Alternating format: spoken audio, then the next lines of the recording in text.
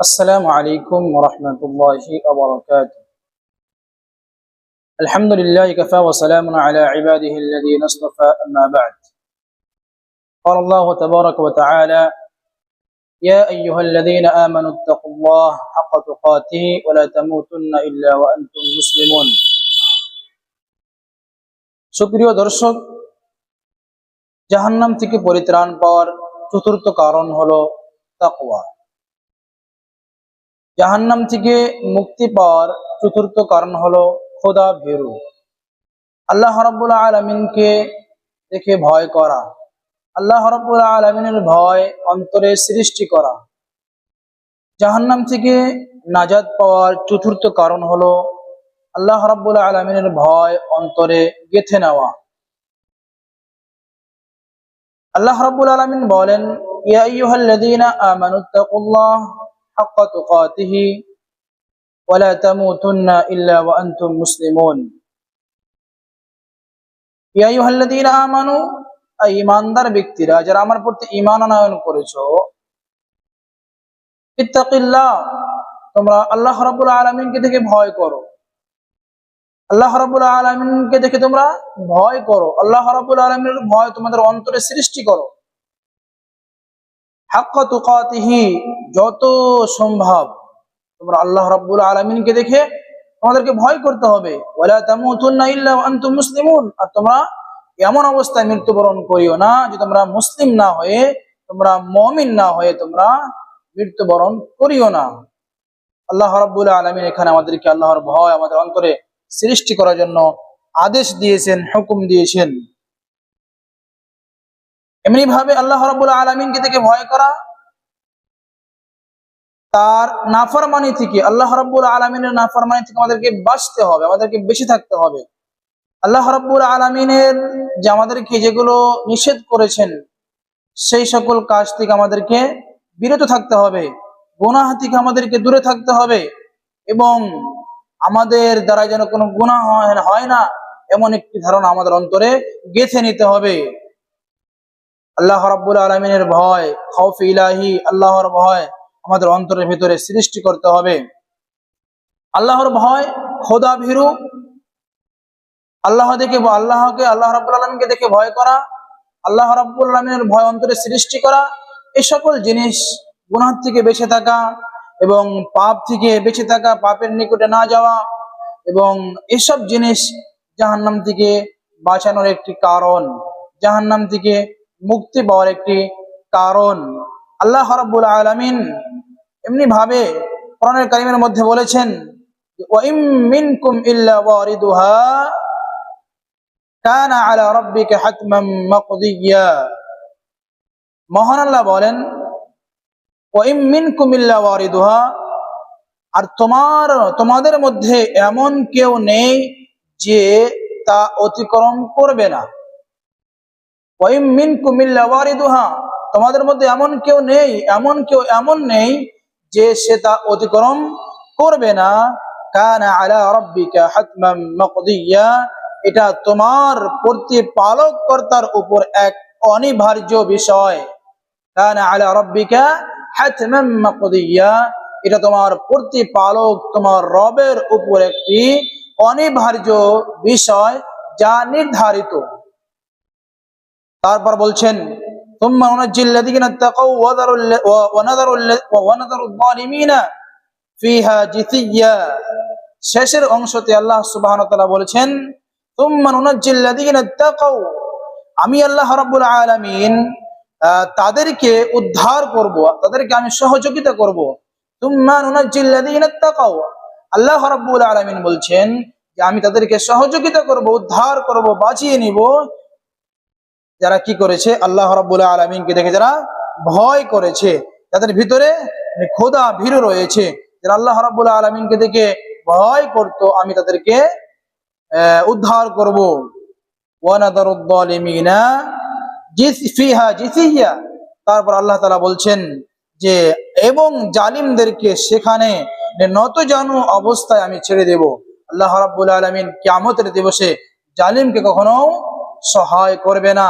যারা আল্লাহ রাব্বুল আলামিনকে দেখে ভয় করেননি, যারা আল্লাহ রাব্বুল আলামিনের ভয় অন্তরে সৃষ্টি করেনি, তাদেরকে আল্লাহ রাব্বুল আলামিন কিয়ামতের দিবসে তাদেরকে সাহায্য করবেন না বলে এই কথা মহান আল্লাহ সুবহানাহু ওয়া তাআলা বলেছেন। এই আয়াত থেকে প্রমাণ হয়, আয়াত থেকে বুঝতে পারা যায় যে জাহান্নাম থেকে বাঁচার জন্য মানুষ এটাই করবে যে আল্লাহ রাব্বুল আলামিনকে দেখে ভয় খেতে হবে, আল্লাহ রাব্বুল আলামিনের ভয় অন্তরে সৃষ্টি করতে হবে।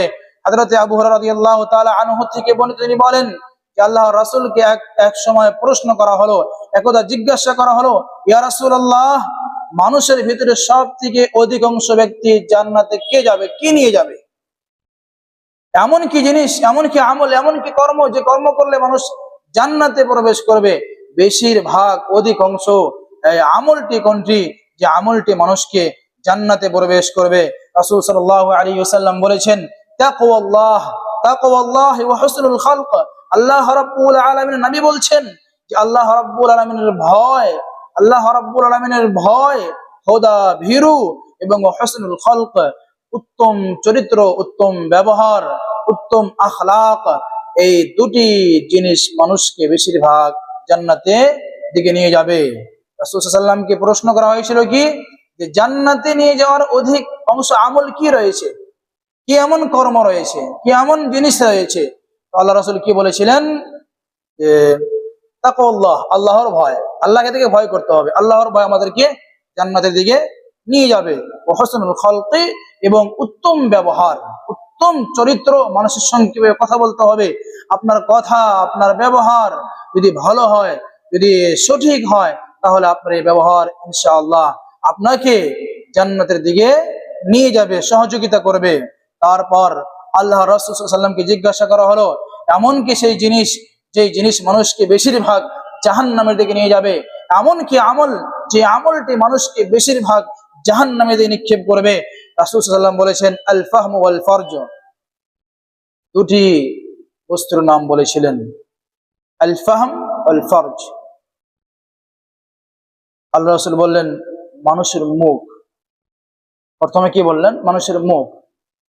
দ্বিতীয়তে বললেন লজ্জা স্থান। এই দুটি বস্তু মানুষকে বেশিরভাগ জাহান্নামে নিয়ে যাবে। কেননা শরীরে যত অঙ্গ প্রত্যঙ্গ রয়েছে, সেই অঙ্গ প্রত্যঙ্গ মধ্য থেকে সব থেকে অধিক বেশিরভাগ যে গুনাহগুলো হয় এই দুটি অঙ্গ দিয়ে হয়। একটি হলো মুখ, দ্বিতীয় লজ্জা স্থান।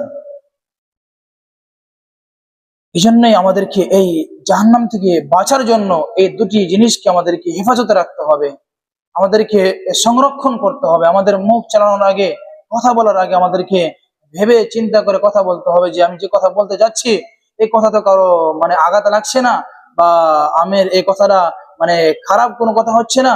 এবং লজ্জা স্থান আমাদেরকে সঠিকভাবে ব্যবহার করতে হবে, সঠিক জায়গায় ব্যবহার করতে হবে। কারণ মুখ দিয়ে মানুষে অনেক গালিগুলোজ করে। মুখ দিয়ে, মুখের কথা কেন বলেছিলেন? মুখ দিয়ে মানুষ এক অপরকে অনেক অবৈধভাবে গালিগুলোজ করে এবং খুবই নিকৃষ্ট ভাষা ব্যবহার করে এক অপরকে গালিগুলোজ করে। এমনি ভাবে এই মুখ দিয়ে মানুষ মিথ্যা কথা বলে। এটা গুনাহ কাবিরার মধ্যে একটি গুনাহ, যে মিথ্যা কথা বলা। এই মুখ দিয়ে মানুষ মিথ্যা কথা বলে। এই মুখ দিয়েই, মুখের মাধ্যমেই অনেক মানুষ গীবত করে, এক অপরের গীবত করে, চুগলখড়ি করে, পরনিন্দা করে, যা ইসলাম একে সম্বোধন করে না। যা ইসলাম এক অপরের গীবত করা, পরনিন্দা করা, চুগলখড়ি করা, ইসলাম একে সম্বোধন করেন না, একে সাপোর্ট করেন না। আর এই ইসলাম যাকে সাপোর্ট করেন না, সে কাজ যে ব্যক্তি করবে তো সে জান্নাতে প্রবেশ করতে পারবে না। তাই এই জাহান্নামে নিয়ে যাওয়ার জন্য দুটি যে বস্তু রয়েছে, অঙ্গ রয়েছে, একটি হলো মুখ, দ্বিতীয় হলো লজ্জা স্থান। এই জন্য এই দুটিকে আমাদের সকলকে হেফাজত করতে হবে, সংরক্ষণ করার চেষ্টা করতে হবে, যাতে করে এমন কোনো ভাবে আমাদের যেন গুনাহ না হয়ে যায় যেই অঙ্গর দ্বারা আমরা, এই অঙ্গর কারণে আমরা জাহান্নামে চলে যাব, এমন কোনো যেন আমাদের দ্বারায় কোনো গুনাহ না হয়। আর এমন ভাবে এই লজ্জা স্থানে যেটা আপনার খায়েশ রয়েছে, যেটা আপনার উত্তেজনা রয়েছে, এই উত্তেজনার ব্যবহারটা হালাল ব্যতীত, জায়েজ ব্যতীত পৃথিবীর অন্য কোনো জায়গায় ব্যবহার করা যাবে না। যার সাথে হালাল রয়েছে, যার সাথে জায়েজ রয়েছে, এই জায়েজ এবং হালাল ব্যতীত পৃথিবীর অন্য দ্বিতীয় কোনো জায়গাতে আমি আপনি আপনার লজ্জার স্থানকে ব্যবহার করতে পারবো না। যদি আমি আপনি ব্যবহার করে দেই, তাহলে অবশ্যই এই ব্যবহার করাটা আমাদের জন্য জাহান্নামে নিয়ে যাওয়ার জন্য যথেষ্ট। মহান আল্লাহ বলেন, ওয়াল্লাযীনা হুম লিফুরুজিহিম হাফিযুন, ওই সমস্ত লোক যারা নিজের লজ্জা স্থানকে সংরক্ষণ করেছেন, যারা নিজের লজ্জা স্থানকে হেফাজত করেন, ইল্লা আলা আজওয়াজিহিম আও মা মালাকাত আইমানুহুম, তাদের সঙ্গে তারা ব্যবহার করবে, তাদের স্ত্রী রয়েছে, আও মা মালাকাত আইমানুহুম, এবং তাদের লন্ডি যে রয়েছে, দাসী রয়েছে, যারা বাড়িতে দাসী কাজ করত, তাদের তাদের সঙ্গে ফাইন্নাহুম গায়রু মালুমিন, কোনো অসুবিধা নেই, কোনো দ্বিধাবোধ নেই, তাদের সঙ্গে জায়েজ রয়েছে। স্ত্রীর সঙ্গে এবং দাসীর সঙ্গে বর্তমান এখন ওই হুকুমটা মানসুখ হয়ে গিয়েছে যে এখন যদি কোনো ব্যক্তি দাসী বাড়িতে রেখে দেয়, তার সঙ্গে সে বিস্ত্রী করতে পারবে না, লজ্জা স্থানকে ব্যবহার করতে পারবে না, সেটা আগের জামানায় ছিল। তো ওই দাসীর সাথে এবং স্ত্রীর সঙ্গে এই দুজন ব্যতীত পৃথিবীর অন্য কারোর সাথে লজ্জা স্থান ব্যবহার করা যাবে না। আর যারা এই দুটি বস্তুকে পার করে দিবে, এই দুটি বস্তু দুটি জায়গা ব্যতীত অন্য কোনো জায়গাকে অবলম্বন করবে, অন্য কোনো জায়গার আশ্রয় নিবে, অন্য কোনো জায়গাতে নিজের লজ্জা স্থানকে ব্যবহার করবে, এই দুটি জায়গা ব্যতীত যারা অন্য কোনো জায়গাতে নিজের লজ্জা স্থানকে ব্যবহার করবে, ফাউলাইকা হুমুল আদুন, তারাই হবে কি ক্ষতিগ্রস্ত, তারাই হবে কি আল্লাহর সীমাকে পার করে দিবে, সীমা অতিক্রম করে দিবে, আর তাদের জন্য রয়েছে অনেক ভয়ানক আযাব এবং শাস্তি। প্রিয় মুসলিম ভাই এবং বোনেরা, তাই আমাদেরকে এই আল্লাহ রাব্বুল আলামিনের ভয় আমাদের অন্তরে আনতে হবে, আর আল্লাহ রাব্বুল আলামিনকে থেকে ভয় খেতে হবে। আর আমাদের লজ্জা স্থান এবং মুখকে, যে দুটি কারণ আমাদেরকে বেশিরভাগ জাহান্নামে যেতে হবে, দুটি কারণে, এই দুটি কারণকে বস্তুকে আমাদেরকে সংরক্ষণে রাখতে হবে, হেফাজত করতে হবে। এবার আসুন যে তাকওয়া কি করে অবলম্বন করব, আমরা কি করে আমরা তাকওয়া আমাদের ভিতরে আনবো, কি করলে তাকওয়া আমাদের ভিতরে চলে আসবে। সবথেকে যে বিশেষ মূল বিষয় রয়েছে তাকওয়া আমাদের ভিতরে আনার জন্য, সেটা হলো কোরআন তেলাওয়াত করা। কোরআনের সঙ্গে বন্ধুত্ব করতে হবে, বেশি বেশি কোরআন তেলাওয়াত করতে হবে, আপনাকে কোরআন পাঠ করতে হবে, কারণ কোরআন তেলাওয়াত করলে ঈমান বৃদ্ধি পায়, কোরআন তেলাওয়াত করলে মানুষের ঈমান বেড়ে যায়। মহান আল্লাহ রাব্বুল আলামিন বলেন, যখন কোরআন তেলাওয়াত করা হয় তখন মানুষের ঈমান বেড়ে যায়, আর এই কোরআন তেলাওয়াত করলে মানুষের ঈমান বৃদ্ধি পায়। ইদা তুলিয়াত আলাইহিম আয়াতুহু যাদাতুহুম ঈমানা, যখন তাদের সম্মুখে কোরআনুল কারীম তেলাওয়াত করা হয়, কোরআনুল কারীম তেলাওয়াত করার কারণে মানুষের অন্তরে ঈমান বৃদ্ধি পায়, তাকওয়া বেড়ে যায়, খোদা ভীরু বেড়ে যায়। এমনি ভাবে মানুষকে বেশিরভাগ কবর জিয়ারত করতে হবে, কবরস্থান গিয়ে কবর জিয়ারত করতে হবে। কবর জিয়ারত করলে মানুষের অন্তরে ঈমান বৃদ্ধি পায়, তাকওয়া বৃদ্ধি পায়। এমন ভাবে মাইয়াতকে দাফন, জানাজার কাপড় পরাতে হবে, জানাজার কাপড় পরালে মানুষের ঈমান বৃদ্ধি পায়, তাকওয়া বৃদ্ধি পায়। এমনি ভাবে অধিক অংশ জানাজায় অংশগ্রহণ করতে হবে, জানাজায় অংশগ্রহণ করলে মানুষের ঈমান বৃদ্ধি পাবে, মানুষের তাকওয়া বৃদ্ধি পাবে, তাকওয়া বেড়ে যাবে, খোদা ভীরু বেড়ে যাবে। তাই আমাদেরকে আমাদের অন্তরে, সকলের অন্তরে তাকওয়া বাড়াতে হবে, আল্লাহর ভয় আনতে হবে। কারণ এই পৃথিবীতে আপনি যে কোনো জায়গায় অবস্থান করেন না কেন, আপনি যে কোনো জায়গায় আপনি নিজের জীবন যাপন করেন না কেন, পৃথিবীর আপনি যদি আপনি সমুদ্রের নিচে চলে যান, যে কোনো জায়গাতে চলে যান, এবং অন্ধকার রাতে আপনি ঘুমিয়ে আছেন, সব তোমায় আপনাকে কি করতে হবে, আইতুমা কুন্ত তাকওয়াল্লাহ। আপনি যেখানে থাকেন না কেন, আপনি যেখানে থাকেন না কেন, শুধু আপনাকে আল্লাহকে থেকে ভয় খেতে হবে। কখনো আপনি আল্লাহকে থেকে ভয় খাবেন, আপনি কি করে বুঝতে পারবেন যে আমি আল্লাহকে থেকে ভয় খাচ্ছি, আমার ভিতরে ঈমান জীবিত রয়েছে, আমার ভিতরে তাকওয়া এখনো বেঁচে আছে, খোদা ভীরু আমার ভিতরে আছে।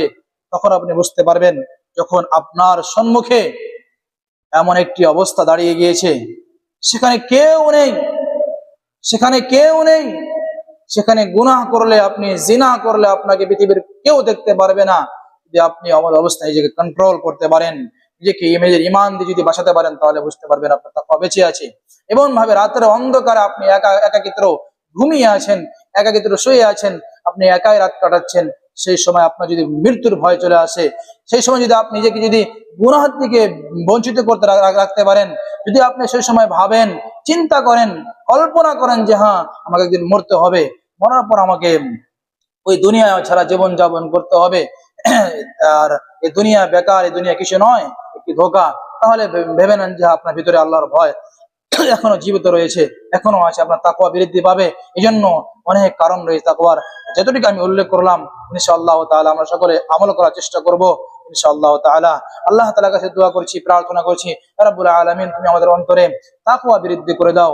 আল্লাহ রাব্বুল আলামিন তুমি আমাদের অন্তরে তোমার ভয়কে বাড়িয়ে দাও।